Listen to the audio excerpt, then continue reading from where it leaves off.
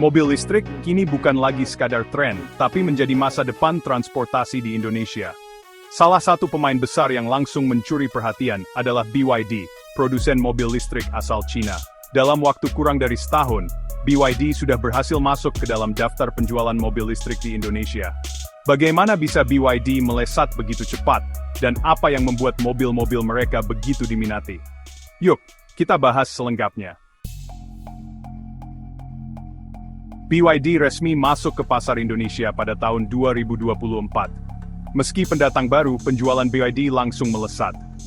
Menurut data terbaru, BYD berhasil menjual lebih dari 6.500 unit dalam 10 bulan pertama, menjadikannya salah satu merek terlaris di pasar mobil listrik Indonesia. Model-model andalan BYD juga mendapatkan respons positif dari masyarakat. BYD Seal sedan sporty ini menjadi pilihan kalangan profesional muda, dengan harga kompetitif, dan jarak tempuh hingga 700 km per charge.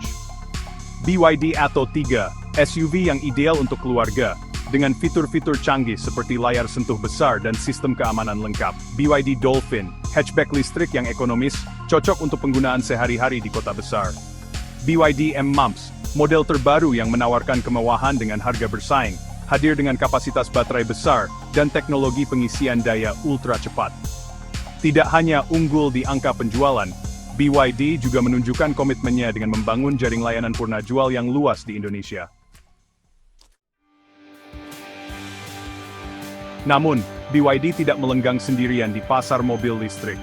Ada beberapa pemain besar yang menjadi pesaing utama mereka di Indonesia. 1. Hyundai. Dengan model seperti Ioniq 5 dan Kona EV, Hyundai menjadi salah satu pemimpin pasar mobil listrik di Indonesia, terutama dengan jaringan servis yang sudah matang. 1. Wuling. Dengan Wuling Air EV, mobil listrik kecil ini sangat diminati karena harganya yang terjangkau, mulai dari 200 juta rupiah. 1. Tesla. Meski harganya tinggi, Tesla tetap menjadi simbol status bagi kalangan premium. 1. MG, Morris Garage. Model seperti MG EV mendapatkan perhatian di segmen menengah.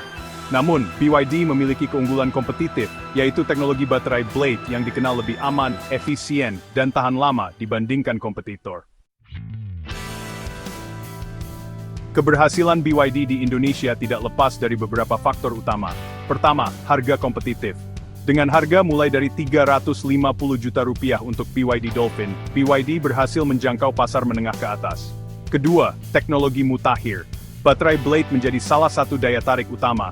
Selain lebih tahan lama, baterai ini juga lebih aman dari risiko kebakaran. Ketiga, pilihan beragam. Dari sedan hingga SUV, BYD menawarkan berbagai tipe yang sesuai kebutuhan masyarakat Indonesia. Dan terakhir, komitmen lingkungan. Dengan semakin banyak masyarakat sadar akan pentingnya energi bersih, BYD menjadi pilihan bagi mereka yang peduli terhadap lingkungan. Pasar mobil listrik di Indonesia memiliki prospek yang sangat cerah.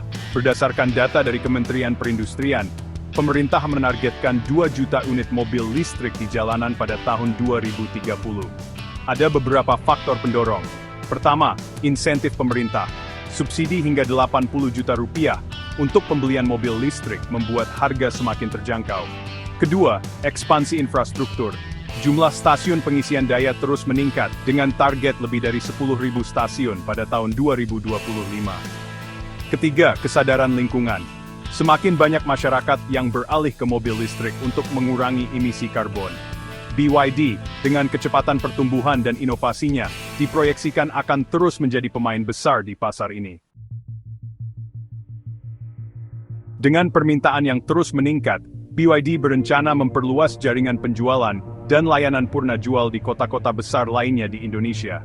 Selain itu, ada kemungkinan BYD akan membangun pabrik perakitan di Indonesia, mengikuti langkah beberapa pesaingnya. Ini tentu akan semakin memperkuat posisi BYD di pasar mobil listrik. Jadi, bagaimana pendapat kalian tentang kesuksesan BYD di Indonesia? Apakah BYD akan menjadi pemimpin pasar mobil listrik di Indonesia? Tulis pendapat kalian di kolom komentar, dan jangan lupa untuk like, share, dan subscribe agar tidak ketinggalan informasi menarik lainnya. Sampai jumpa di video berikutnya.